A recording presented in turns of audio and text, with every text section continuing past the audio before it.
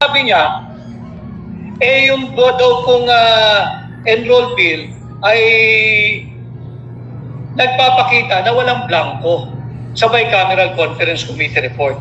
Ito po ay pinagpaalam ko sa ating mga abogado dahil sila po ang mag-a-argue na niyan sa May 19. Ang aking pong layunin, ulitin ko sa ating kagalang-galang na kataas-taasang hukuman, nais ko lang pong ituwid yung fake news at sinasagot ko lang itong fake news ng mambabatas na ito.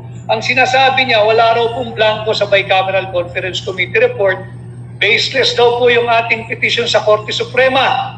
At in order daw po at above board ang General Appropriations Act o yung ating national budget for 2025.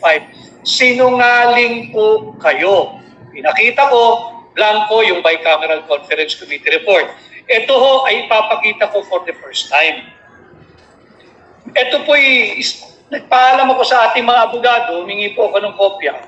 Ito po yung tinatawag na kopya ng enroll bill. Yung binibida niya, wala raw pong blanco. Pakitingnan niyo po maigi.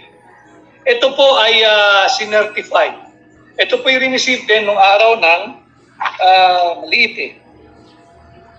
Ito po yung na-receive noong January 27. Ito po yan. January 27, 2025. Receive ng House of Representatives Archive Section. No? Yan. At dito po makikita ninyo, noong February 13, dahil ayaw po magbigay ng House of Representatives Bills and Index Service ng kopya ng enrolled bill. Ayaw po nilang magbigay. Ayaw nilang magbigay, hindi raw po sumasang-ayon yung SecGen. At yung SecGen, kinakailangan pa raw pahintulutan o kinakailangan daw po humingi ng pahintulot sa Speaker of the House. Wala tayong aasahan dyan. Overrap nga eh. So itinuro po tayo, sinabi din ito ni Stella Kimbo na magtungo daw sa archive section at makikita daw doon yung enroll bill at walang blanco. So sinunod po namin yung kanilang payo dahil masunurin po tayo, nagpunta po tayo dyan sa archive section. Humingi po tayo ng kopya at pina-certify po natin. Certified po ito eh. Ayan o yung bilog, pakitingnan po ninyo. Dahil ito'y certified, makikita, certified po yan. Ilang pahina po, yung pinili lang po natin. Certified po yan dito sa itong bilog na ito. Certified po yan. Certified din po ito. Makapal po yung enroll bill. At yung pinaka-importanting pahina, para talagang patunayan natin, kasi mahalaga sa amin ang aming karakter, ang aming integridad, ang aming dangal. Kaya aking pinapasinungalingan itong fake news ng kongresista na nabibilang sa isang party list na walang gawin kundi magbigay ng ayuda. Pahirap po sa bayan yan. Ito, kayo na humusga. Certified po yan. Certified po yan. Certified po yan. Ano nakikita nyo? Walang pirma. Yung Secretary General ng House of Representatives, wala pong pirma. Yung Secretary ng Senado, wala pong pirma. Yung Senate President, wala rin pong pirma. Yung Speaker of the House. Hindi po namin gawa-gawa ito.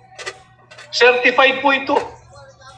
Certified po ito at wala po kaming control sa ahensyang ito sapagkat ito po'y nasa ilalim ng House of Representatives. Kaya ako po'y pinapakita ito, nais ko lang ituwid yung pagsisinungaling ng mambabatas na yan. Alam mo ninyo dito sa ating pahina, kaya po ako nagkakaroon ng diretsahang ugnayan sa inyo para po may makuha kayong tamang impormasyon. Ito nga ating tinutuwid yung fake news niya. At sinasabi niya na in order daw po yung budget. Naipakita ko po yung sequence natin. Pinakita ko yung blanco sa bicameral conference committee report. Final po nila yan, December 11, 2024. Ang dami pong blanco at pero pirmado. ng mga senador at kongresista na bahagi ng Bicameral Conference Committee report. Just to refute the lie being peddled by this congressman na sinasabing wala raw pong basihan yung aming petisyon. Kung walang basihan yan, bakit hanggang ngayon nakabinbin pa yan sa Korte Suprema? Kung walang basihan yan, bakit ngayon meron pa tayong nakatakdang oral argument na gagawin sa May 19?